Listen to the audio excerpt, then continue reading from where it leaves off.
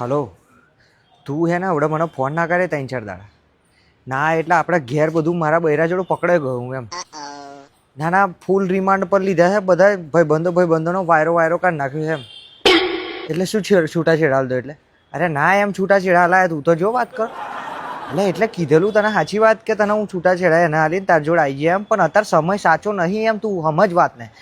ના ના ના ના ના, આવડે ના ભાઈ. અરે તારી બધી વાત સાચી કે મેં તને લગ્ન નહીં કરવા દીધા તે, મેં તને કીધેલું કે આપણે બે જોડે રહીશું, પણ અત્યારે તું પરિસ્થિતિ સમજ.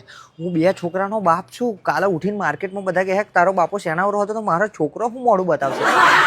એટલે તું વસ્તુને સમજ, આપણે ગમે તે રસ્તો કાઢીએ છીએ ને એમ. જો તું મને છે ને 10-15 દાડા હાલ બધું ઠંડુ પડવા દે, હું તને મળવા આવે ને. અરે શું યાર તું આવી નોનસેન્સ વાતો કરું છું? નહીં મારથી છૂટાછેડા લાય એમ સમજતી જેમ નહીં વાત ને.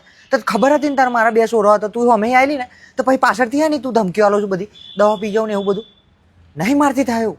અરે ના ના ના, ભૂલથી ગુસ્સો થઈ ગયો, તને ખબર તો હે મારો ટેવ. ના ઘેર ના આવાય બેબી, આપણે બે મળીને રસ્તો કાઢીશું. એવું હશે તું આપણે બહાર એક ઘર લઈ લઈશું, સમજે?